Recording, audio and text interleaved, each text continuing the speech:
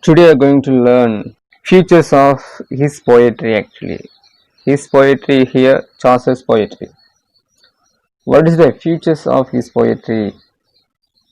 That is here to discuss. So the first point, the unique position that Chaucer's work. Unique position that Chaucer's work. That is the first point. What is the unique position that Chaucer's work it means? We may deal with some other writers. We can see and we can come to know others people view or coloring in that work. But Chaucer has a separate writing, separate literary pieces comparing with the other writers. That is what critics said. Because we divided into three periods of Chaucer's writing, that is French, Italy, and English. So we can see the earlier two periods, that is French and Italy. This is actually a merely ununique period. We can see only translation and copying. Plagiarist is the prince of plagiarist. That is we can see. But after the English period, in English stage, we can find out his writing is very unique. He follow very uniqueness in his writing. So the first point, the unique position that Chaucer work, we can find out. Then his observation of society. This is the second point. Observation of society. The great example is only for Canterbury Tales. We can find out so many ranks of people in that poem. So he have the keen observation of society. He have the keen observation of society. So his observation is the best feature for him. Then description. Description is a very clear explanation of the text. The opening line of what is it actually? The opening line of the poems.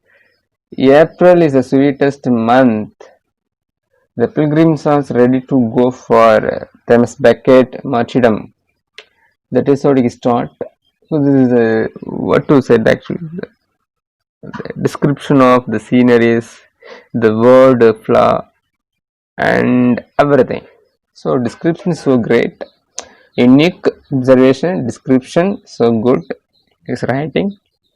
Humors and pathos. Pathos is right actually. So humor you can find out in Canterbury Tales. There is a lady. His name is Wife of Bath. For your understanding, I mention it. Humor. She's a lady actually. Humor. For great example, Wife of Bath is actually a great example for us. Why? Because he married a husband. His age is actually around 45. Till he ready to marry someone. That is not only there. He has she has improper teeth actually. The teeth is not in a right position. So her appearance is very ugly. But she tried to get more man in her track. That is a great humor in Canterbury Tales. The character name is Wife of Bath. Person is actually a pity fellow. He has messy over little things. There is a Madam Eagleton. There is a lady in that poem. That lady actually, even she doesn't hurt any insect. So that is a pathos. Irakam. Okay. So the type of quotation given by Chaucer in his work. His narrative power is so good actually. The sequence of the story actually is going like a water, going like a river. That is what he followed. So narrative power is so good. His metrical skill is right. Metrical skill, material, nothing but the source of writing we can find out from the society.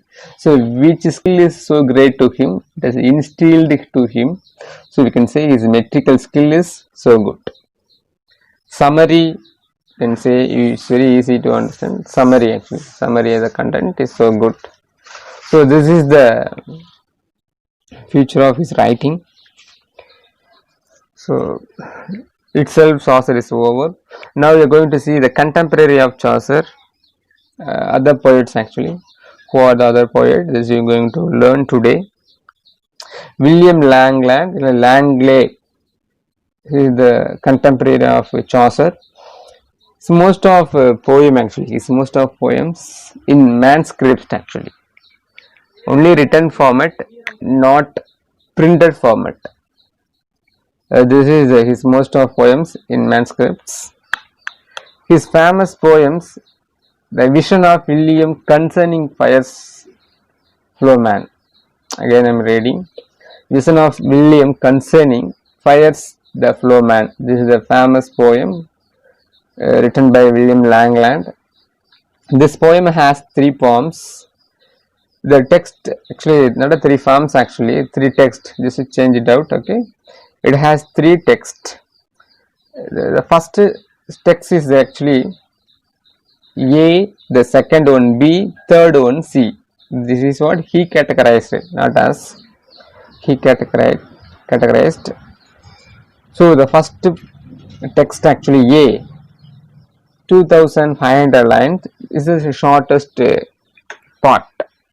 B text 7200 lines. Third text there actually allegorical poems. The Fires of Flowman is actually allegorical poem. You know what is allegorical? Allegorical we discuss actually. It's nothing but is the abstract noun become the character. Abstract noun, happiness, sadness, okay, good, okay, faith, wit. That is allegorical. Abstract noun become the character. That is the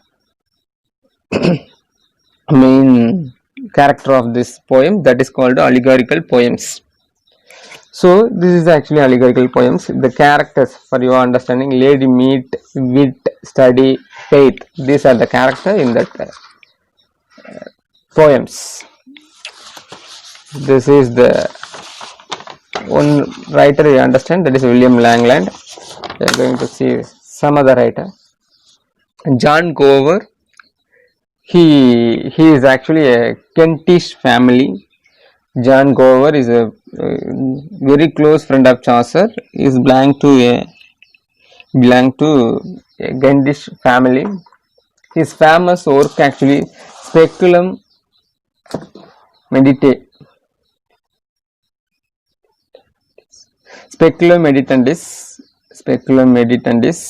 It's the first poem to him in French. The second, Works of Clementis is okay. Works of Clementis is the second poem in Italy. Just understand, Speculum Meditation is the first poem in French. Works Clementis, second poems in Latin. Confess Amantis. Third poem in English actually. It talks about 7 deadly sins. Many anecdotes. Confessor Amantis actually is talking about 7 deadly sins. If you read Dr. Faustus, you can find out 7 deadly sins is there actually. But John Gower, he gave it actually 7 deadly sins. So this is the forerunner of that text. You can understand. Many anecdotes is here. Here it means Confessor Amantis. There is many anecdotes is there actually. Anecdote is nothing but short story actually. Actually, the story itself, that is the anecdotes. So many stories come to a book, that is the anecdotes. You know that. Then John Barber is actually Scottish. We discuss actually in the beginning. John Barber, the first Scottish poet, studied in Oxford and Paris. His famous poem actually Bruce. This is a famous poem. It's a great work actually. One more thing, the Bruce has 20 books actually. The Bruce வந்துட்டு ஒரு 20 books. இதான் ஒரு மிகப்பெரிய book in literature. Just try to understand and try to remember it actually. Bruce has 20 books, 3,000 lines actually. Not 3,000 lines, 30,000 lines in that books. It's talk about the struggle of Bruce for freedom of Scotland actually. It's a real man story actually. Real man story who tried to have the freedom for Scotland. Okay, that purpose only he did it, his heroic attempt. That book's written by John Barber as the name Bruce. Okay, try to understand. Central incident of the poem actually battle of Bannockburn.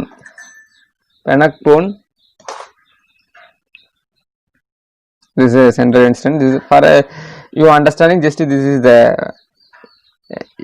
one of the great battle in that work. Just to understand, that is enough for us. This is about the contemporary of Chaucer. William Langland is there. John Cover is there. John Barber is there. This is the contemporary of Chaucer. Just 4 people in Chaucer's era. Then I said that prose writer is someone is there actually. John Mentewell we discussed actually in previous classes. So just to try to understand this very meager writer in Chaucer period comparing with the upcoming period of the age of authors. This is very short.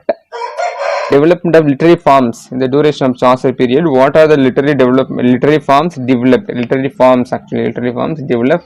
That is poetry, lyric poetry, the ballad, the allegoric, descriptive and narrative. This type of forms developed. Poet is developed in 14th century, lyric is developed in 14th century, the ballad developed in 14th century, allegorical developed in 14th century, descriptive and narrative forms of poems developed in 14th century end actually. This is the today class. I'm so happy to talk with you here. I hope you can understand. You have any doubt, just reply me. I will help you to understand it. I will send the notes soon. Okay, thank you.